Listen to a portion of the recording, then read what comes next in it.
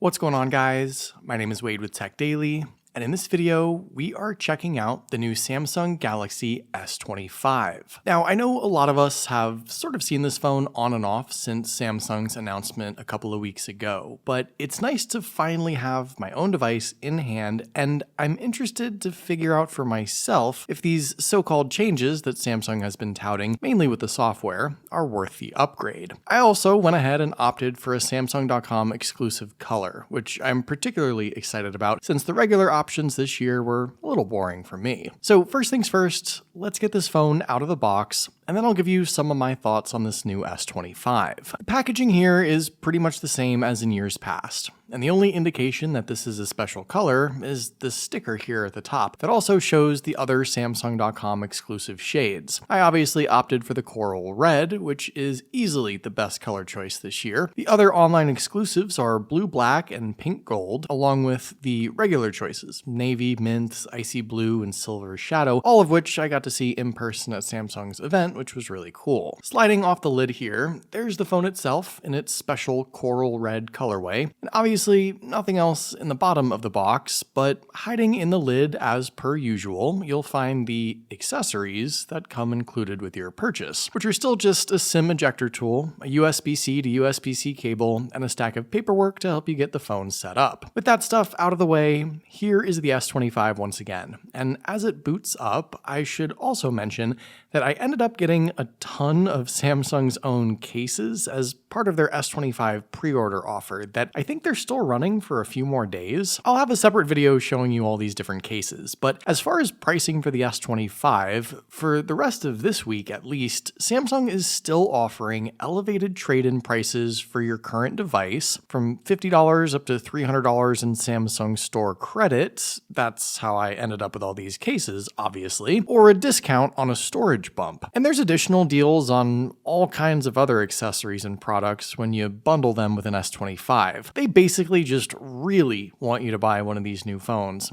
And to be honest, the offers they have right now are pretty good. I'll leave some links down in the video description below to all these remaining deals, so if you are thinking about it, you can get some extra goodies or at least save a few $100. Fortunately, Samsung didn't raise the prices on the S25 lineup this year. That was kind of a big rumor. So this phone still starts at $799, but you still only get 128 gigabytes of storage for that price, so maybe opting for the discount on the 256 gigabyte model is the best deal now that I'm thinking about it. So at a glance, this new S25 certainly looks nearly identical to last year's S24. And the S23, and even the S22 and S21 in a lot of ways. Samsung seems keen on keeping this design and form factor. Maybe they think this is the best overall design for a smartphone. Honestly, I don't hate this. It's clean and simple and familiar. The S25 is once again a 6.2-inch device. That's the screen size corner to corner, and it's hard to tell with a naked eye, but technically, Samsung did reduce the bezels a tiny bit, now eclipsing a 91% screen-to-body ratio. The more important thing to note is that this regular S25 is the smallest smartphone Samsung offers by a pretty considerable margin. It's obviously the smallest of the S25s, but this phone is smaller than the FE. It's smaller than all the budget and mid-range A-series devices. I actually can't think of any Samsung smartphone smaller than like 6.5 inches that was released in the last 2 or 3 years. So this is kind of the last in a seemingly dying breed. I'm glad Samsung is keeping this regular S25 in this size. I personally like having a phone that fits comfortably both in the palm of my hand and in my pocket, but I guess I'm in the minority nowadays. It's a shame this is the only small Samsung, and one of the only small Android devices really, but the people have spoken and big screens are the preferred option. Around back, that coral red finish is bright to say the least. It's easily the most vibrant and colorful color option within the S25 lineup this year. All the others are a more muted and tame shade, which you saw already. And as far as the build, well, nothing new here. Gorilla Glass Victus 2 covering the front and back, an all aluminum color matched frame. Titanium is still reserved for just the Ultra, and a pretty standard IP68 dust and water resistance rating. Essentially a copy and paste of previous years. And just to finish up the hardware tour, on the left side you'll see a 5G antenna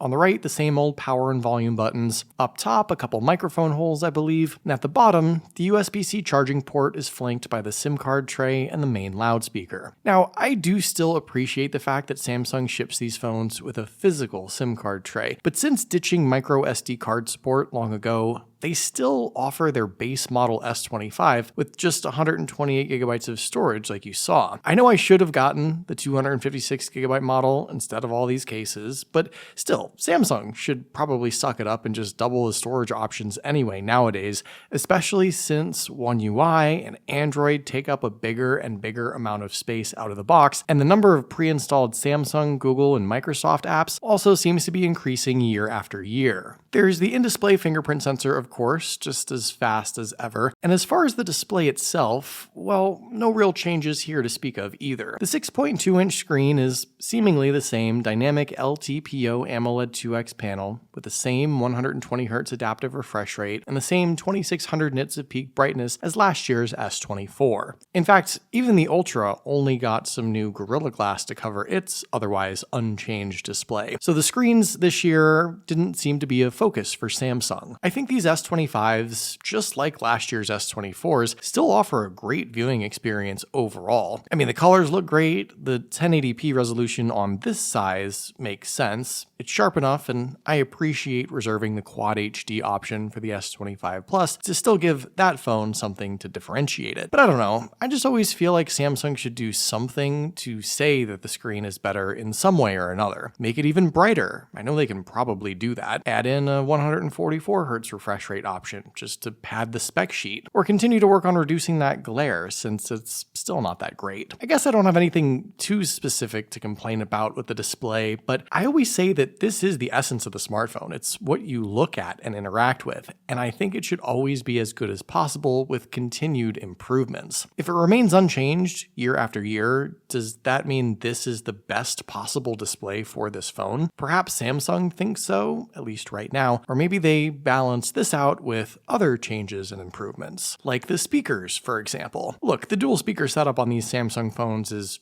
okay for the most part, but nowadays they just don't sound all that loud, and I feel like they could be better. I don't even think Samsung has any partnership with an audio company anymore, so there's definitely some room for improvement here that should be pretty easy for them to accommodate.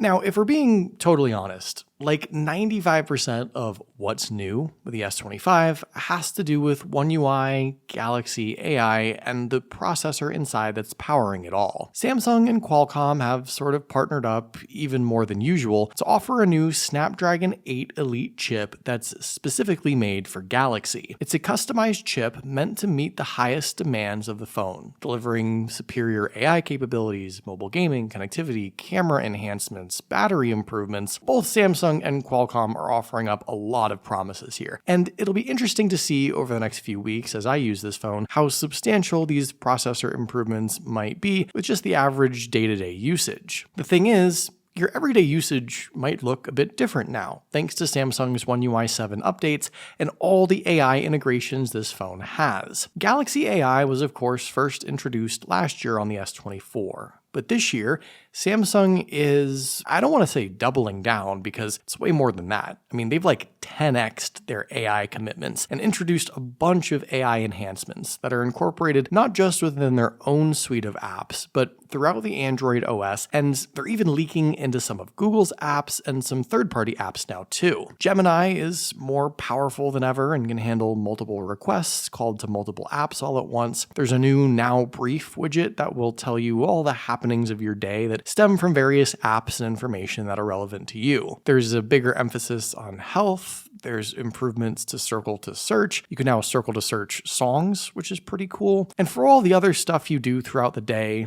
there's between 20 and 40% improvements to GPU and CPU processing, which likely won't make your social media scrolling any faster, but if you game a lot or do other graphics intense tasks, the phone should feel more capable, more optimized, and more efficient. Do all these software changes justify jumping to the S25?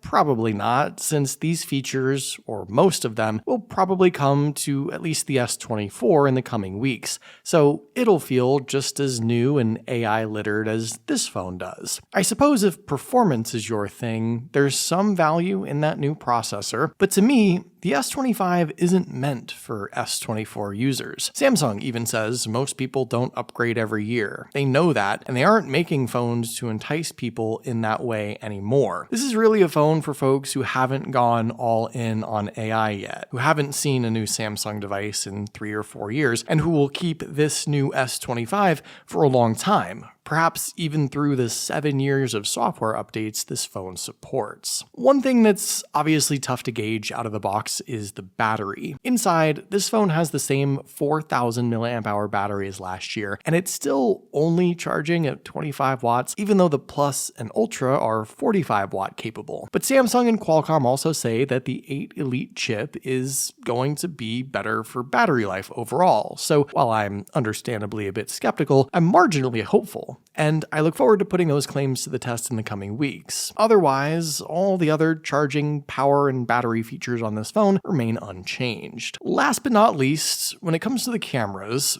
aside from a shiny new lens ring that seems to be the center of some unnecessary controversy, the 3 lenses on the back and selfie camera up front are basically the same on this phone as they were on the S24. You get seemingly the same 50 megapixel main, 10 megapixel telephoto, and 12 megapixel ultrawide paired to the same 12 megapixel selfie shooter. And inside the camera app, while there are some visual changes thanks to OneUI 7, functionally and feature-wise, not much is new. Samsung says that nighttime video is where they poured some of their efforts into, and night mode in general should be less noise, more detail, and all that jazz, and I'll be sure to test that out. They also introduced a new audio eraser feature to remove unwanted background noise from videos, but all the new camera stuff that you might have seen talked about, like a new ultra-wide lens or pro video formats like log, that stuff is exclusive to the S25 Ultra. I'm sure pictures might look a little different on this phone versus last year, but surprisingly,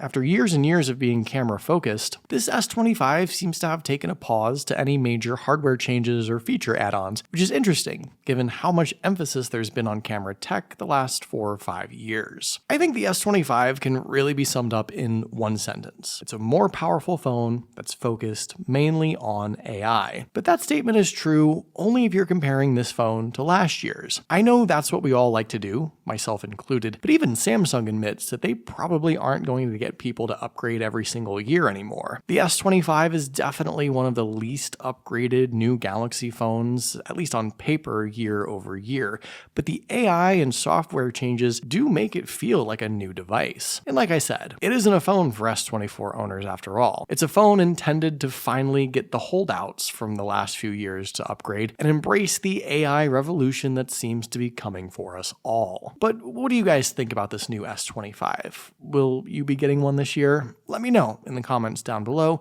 I'd love to hear your thoughts, of course. Hopefully you guys did enjoy this video though. Be sure to follow TechDaily on Twitter and subscribe to the TechDaily YouTube channel if you haven't already, and I'll see you guys later.